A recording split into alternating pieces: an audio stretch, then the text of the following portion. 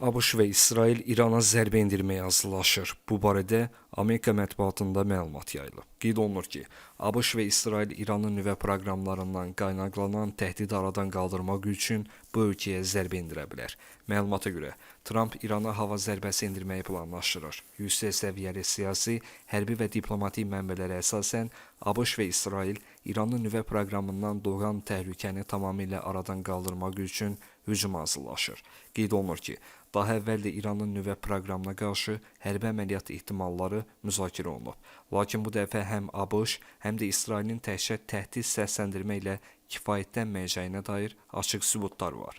İran parlamentinin Milli Təhlükəsizlik və Xarici Siyasət Komitəsinin sədri İbrahim Əzizi ABŞ-ın təhdidlərinə reaksiya verib. O qeyd edib ki, İran ərazisinə daxil olan hər kəsin ayağını kəsəcəklər.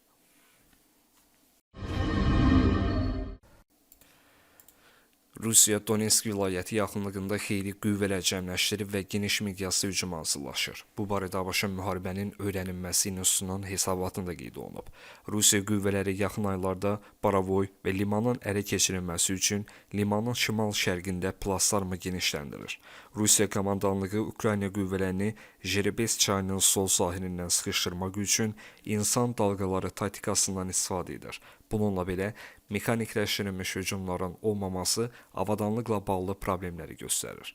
Qeyd olunub ki, Rus qoşunları Novolibovkadan şimal-qərbə doğru irəliləyiblər və yəqin ki, bu yaşayış məntəqəsi ələ keçirilib. Novaya qəsəbəsindən cənub-şərq istiqamətinə irəliləmə də qeydə alınıb. Hesabata görə, hazırda cəbhənin ayrı-ayrı istiqamətlərində qüvvələrin nisbəti 10-1-ə Rusiyanın xeyrinədir.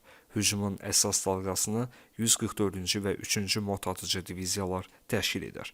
Analitiklər hesab edirlər ki, Rusiya limanın şimal-şərqindəki plastarmdan istifadə edərək Lugansk vilayətinin Ukraynanın nəzarətində qalan hissəsini ələ keçirə bilər.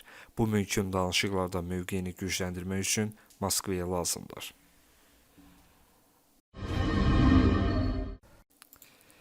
İsrail Baş naziri Benyamin Netanyahu X hesabında paylaşdığı video müraciətində Rəfah və Xan Yunis şəhərlərini ayıran yeni dəhliz qurduqlarını açıqlayıb. Netanyahu bu gecə Qəzzada əməliyyatları gücləndirəcəklərini qeyd edib.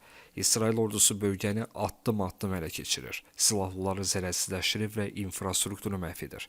İsrailin girovları geri almaq üçün təzyiqləri artırdığını deyən Netanyahu, onları geri qaytarmasalar təzyiqləri davam etdirəcək. İsrailin Müdafiə naziri İsrail Katz, Qəzza zolağına hücumları genişləndirdiklərini və daha çox ərazini İsrailin təhlükəsizlik zonasına daxil etməyi hədəflədiklərini açıqlayıb. Bu hücumlar çərçivəsində Rəfah sakinlərinə təxliyə əmrləri göndərilib.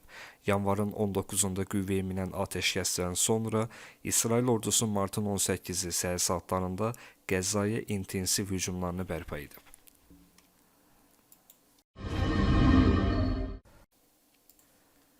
Son bir həftə ərzində Rusiya ordusunun 400-dən çox artilleriya sistemi, bu il isə 4000-dən artıq artilleriya qurğusu məhv edilib. Bu barədə Ukrayna Silahlı Qüvvələrinin Ali Baş Komandanı Aleksandr Sirski məlumat verib. 2024-cü ildə isə Rusiya ordusunun 13064 artilleriya sistemi itirdiyi vurğulanır. Həmçinin qeyd olunur ki, ötən il Ukrayna ordusu Rusiyanın 40 təyyarə, 5 helikopter, 5 gəmi qayıq, 3691 tank, 1 ədəd müdafiə sistemi, 4490 PUA, 313 reaktiv yayılım atəş sistemini sıradan çıxarıb. 2024-cü ildə Rusiyanın canlı itkisinin təxminən 430.320 nəfər olduğu qeyd olunur.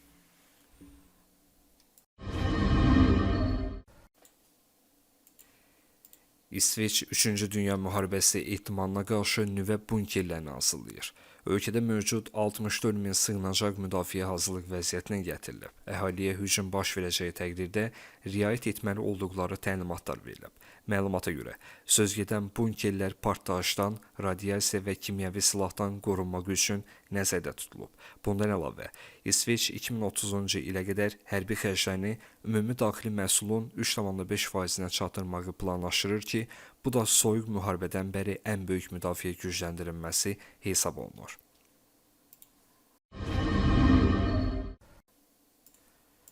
Rusiyada Wagner özəl hərbi şirkətinin keçmiş döyüşçülərindən ibarət Rus hücum bölməsi yaradılıb. Bu barədə müharibə müxbiri Aleksandr Yaremchuk Telegram kanalında məlumat verib. Heyət və rəhbərliyin əksəriyyəti Wagner özəl hərbi şirkətinin təcrübəli işçiləridir. Məlumatı qeyd olunub. O qeyd edib ki, bundan əvvəl döyüşçülər 88-ci briqadanın tərkibində fəaliyyət göstərirdilər.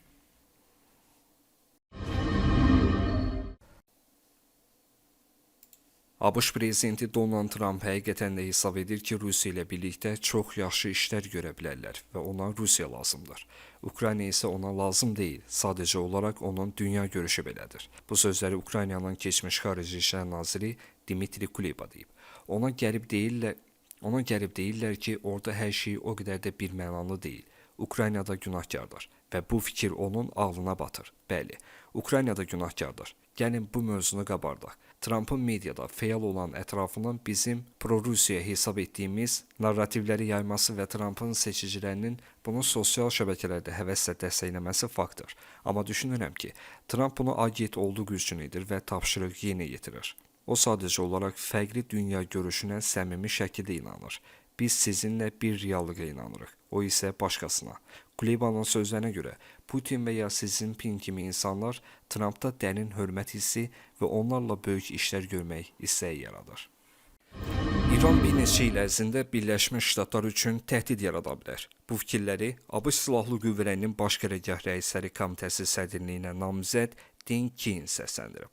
O, ABŞ prezidenti Donald Trumpın Vaşinqtonun Tehranın nüvə silahına sahib olmasına imkan verməməli olduğu barədə fikirlərini dəstəklədiyini qeyd edib. Keane vurğulayıb ki, əgər İranın nüvə proqramı inkişaf etsə, bu təkcə ABŞ-ın müttəfiqləri və yaxın şərqdə yerləşən Amerika qoşunları üçün təhlükə yaratmayacaq. Eyni zamanda Birləşmiş Ştatların özünə birbaşa mövcudluq təhdidi törədəcək. Komitə üzvləri Keane-dən soruşublar ki, əgər Tehran nüvə proqramı ilə bağlı razılaşmadan imtina etsə və Vaşinqton hərbi müdaxilə qərarı versə, o prezidentə İrana mümkün zərbələr və bunun nəticələri ilə bağlı variantlar təqdim edəcəkmi? Düşünürəm ki, prezidentə müxtəlif seçimlər təqdim etmək və onun üçün ən uyğun variantı seçməsinə imkan yaratmaq Baş Qərargah Rəisləri Komitəsinin sədrinin vəzifələrinə daxildir. Keane cavab olaraq qeyd edib. Xatırladaq ki, martın 30-da Trump bəyan edib ki, əgər İranın nüvə proqramı ilə bağlı danışıqlarda irəliləyiş əldə olunmazsa, 2 həftə ərzində bu ölkəyə qarşı ikinci dərəcəli sanksiyalar tətbiq ediləcək. O həmçinin qeyd edib ki, əgər Tehran tamamilə razılaşmadan imtina etsə, onun misli görünməmiş bombardımanlar gözləyir.